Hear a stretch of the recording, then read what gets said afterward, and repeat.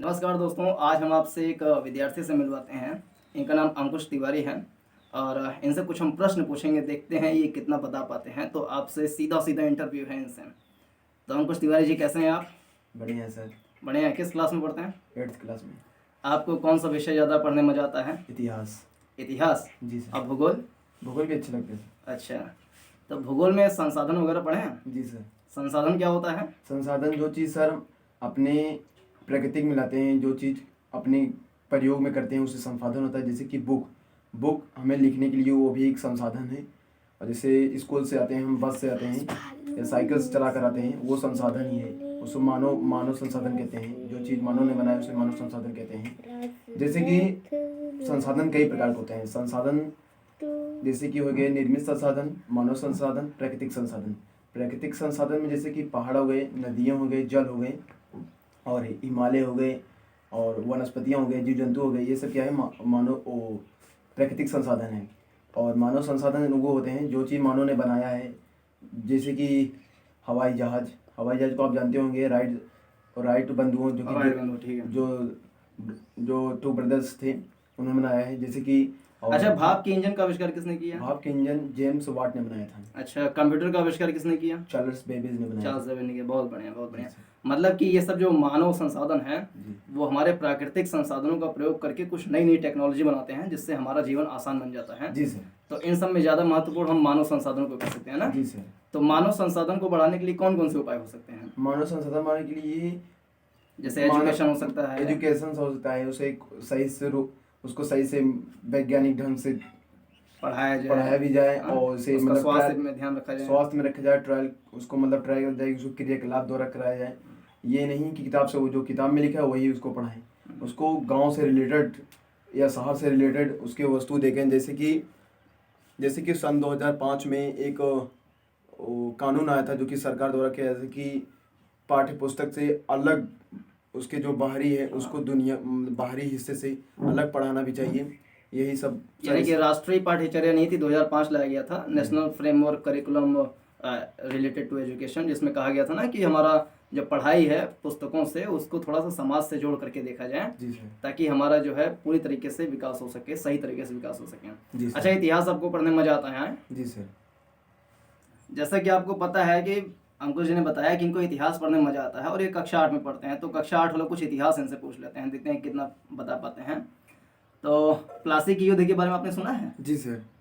तो प्लासी के युद्ध के बारे में क्या जानते हैं आप? प्लासी के युद्ध के बारे में सर बहुत सी चीज़ जानते हैं। जैसे कि प्लासी के युद्ध 1757 में हुआ था, 23 जून 1757 में, जो कि बंगाल के नवाब सिराजुद्दौला और अंग्रेजों से हुआ था, जो कि गवर्नर थे रॉबर्ट क्लाइव से हुआ था। और अच्छा, बक्सर का युद्ध कब हुआ था? बक्सर के 1764 में। किसके किसके बीच में हुआ था सर?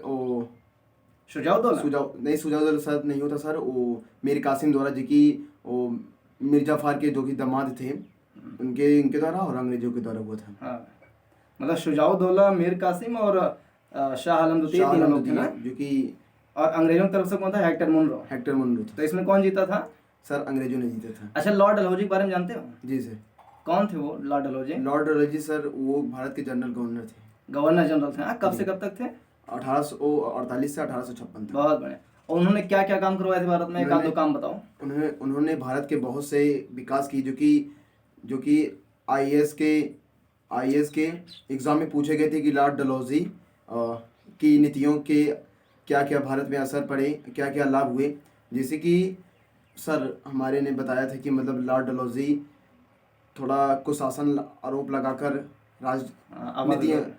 सिद्धांत लगाकर नीतियों को राज्य को हड़पते थे, पर उन्होंने कुछ अच्छा भी काम किया। जैसे कि 1855 में रेल की पटरी बिछवाई थी। उन्होंने रेलगाड़ी का चलाया था, जो कि कहाँ से कहाँ तक चलाया था पहली बार? किस जगह पे? ठाणे में, यानी मुंबई से ठाणे तक ना चलवाया था, 34 किलोमीटर तक, 34 किलोमीटर तक सर। तो पहली बार चला था वही 1800 स्टार्ट।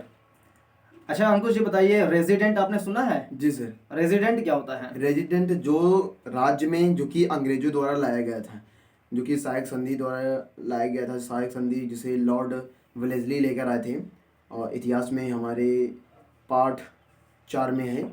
जैसे कि लॉर्ड डलहौजी जो वो क्या कहते हैं उसे, राज्य हड़प नीति लाए थे। राज्य हड़प नीति लाए थे, उसमें रेजिडेट भी था। रेजिडेट का मतलब ये है कि रेजिडेट कोई अगर हस्ताक्षर कर दे और सहायक संधि पर हस्ताक्षर कर दे तो रेजिडेट उसे अपने राज्य पर रखना होगा और अपनी सेना को भंग करना पड़ेगा, और उसी रेजिडेट का जो अधिकारी होगा वो राज्य की राजधानी करेगा और विदेशों से संपर्क करेगा। यानी लॉर्ड वेलेस्ली की नीति थी जो कि 1798 में लाया गया था, जिसको सहायक संधि नीति बोलते हैं ना, subsidiary policy of Lord Wellesley. जी सर। तो उसमें ये सब काम हुआ था। जी सर। अच्छा बताओ, राष्ट्रपिता कौन है?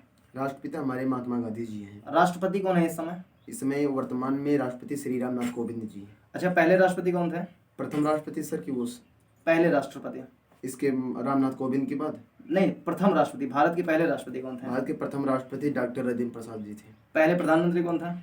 पहले प्रधानमंत्री श्री पंडित जवाहरलाल नेहरू थे। इस समय कौन प्रधानमंत्री है? श्री नागेंद्र दास नरेंद्र दामोदर दास मोदी जी ने। जी सर।